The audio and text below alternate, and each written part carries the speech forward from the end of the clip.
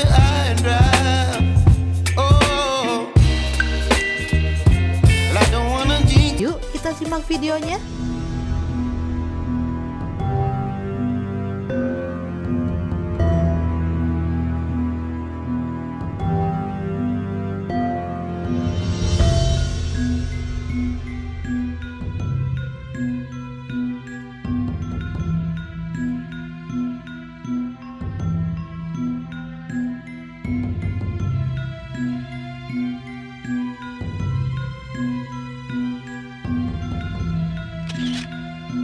Kerajaan Singosari adalah kerajaan di Jawa Timur yang didirikan oleh Ken Arok pada tahun 1222 Masehi.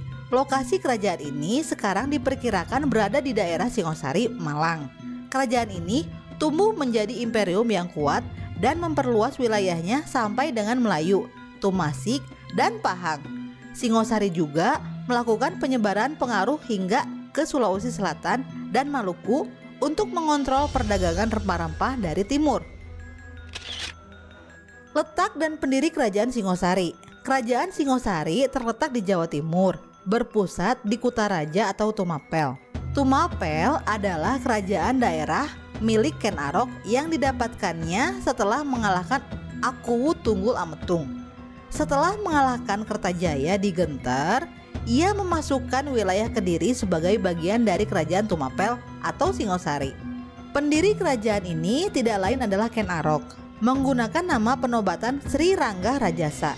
Ia memulai adanya Wangsa Rajasa yang berkuasa tidak hanya di Singosari, namun sampai dengan akhir masa keemasan kerajaan Majapahit. Raja-raja Singosari. 1. Ken Arok. Ken Arok adalah raja pertama sekaligus pendiri Singosari bergelar Sri Rangga Rajasa.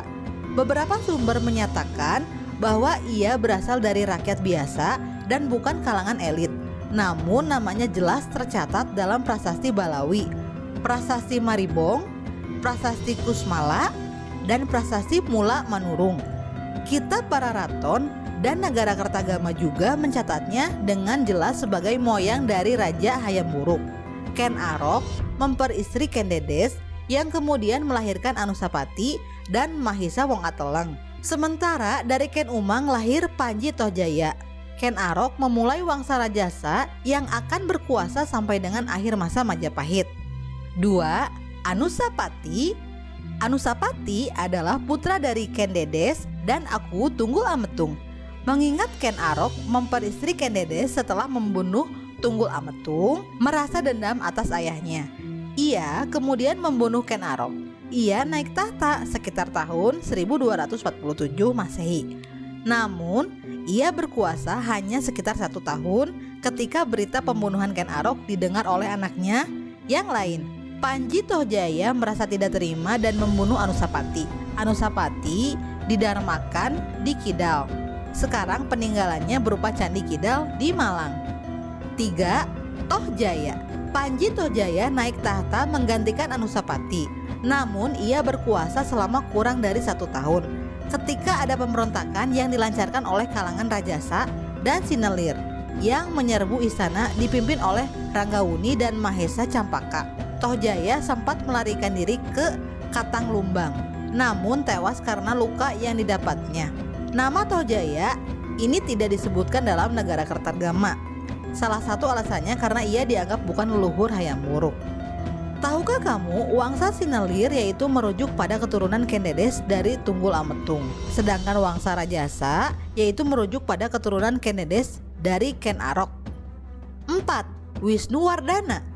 Ranggawuni naik tahta menggantikan Tohjaya dengan gelar Sri Jaya Wisnuwardana.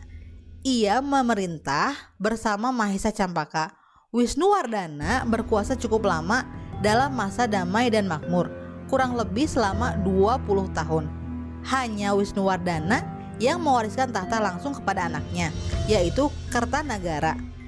Informasi mengenai Wisnuwardana selain dari Kitab Pararaton dan Nagara Kertagama didapat dari prasasti Tembaga di Kedu yang dikeluarkan oleh Raja Kertanagara. 5. Kertanagara. Kertanagara merupakan raja terakhir sekaligus terbesar dalam sejarah Singosari.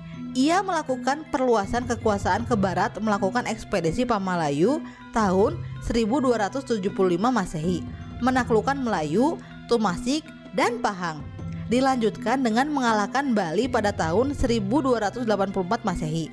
Seluruh pulau Jawa berada di bawah kekuasaan Singosari meskipun tidak ditaklukkan secara militer. Kertanagara juga menjalin persekutuan dengan kerajaan Campa. Kebesaran kekuasaan ini menarik perhatian Kaisar Mongol, yaitu Kublai Khan yang tengah mencapai masa kejayaannya. Ia mengirimkan perwakilan untuk meminta ketundukan Kertanegara terhadap Mongol. Kertanegara menolak, memulangkan utusan dalam keadaan cacat, sehingga mengundang invasi Mongol ke Jawa. Namun, sebelum pasukan tersebut datang, Singosari diserbu oleh gelang-gelang yang dipimpin oleh Jayakatwang. Kehidupan masyarakat Kerajaan Singosari. Kehidupan politik.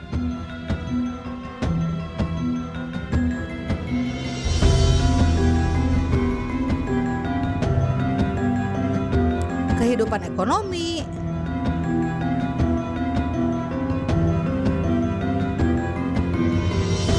Kehidupan sosial.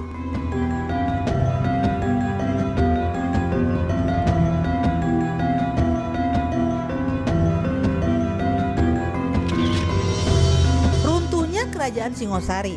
Kerajaan Singosari runtuh akibat serangan Jayakatwang, keturunan Raja Kediri Kertajaya yang menguasai gelang-gelang pada tahun 1292.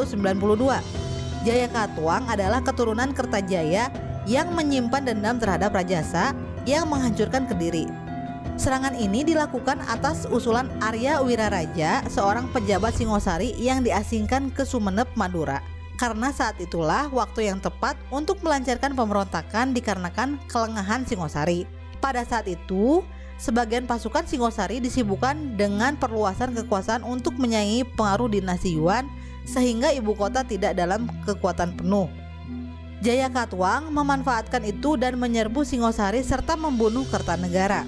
Jayakatwang menobatkan diri sebagai penguasa Kediri dan memindahkan kekuasaan ke Daha yang merupakan ibu kota Kediri dahulu, dan berakhirlah kekuasaan Singosari.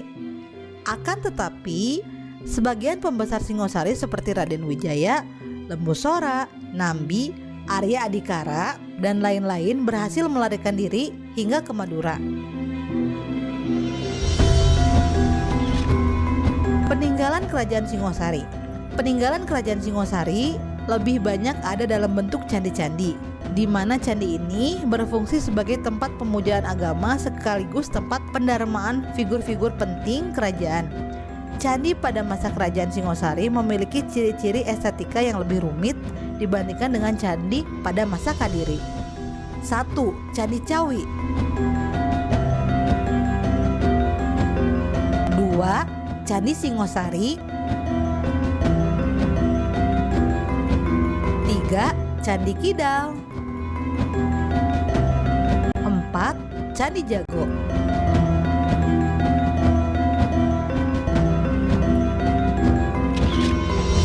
Jika materi ini bermanfaat buat kalian, silahkan like dan share, karena dengan berbagi akan semakin banyak orang yang memahami dan mencintai sejarah. Semoga video kali ini menambah wawasan kalian tentang sejarah. Sampai ketemu pada materi selanjutnya.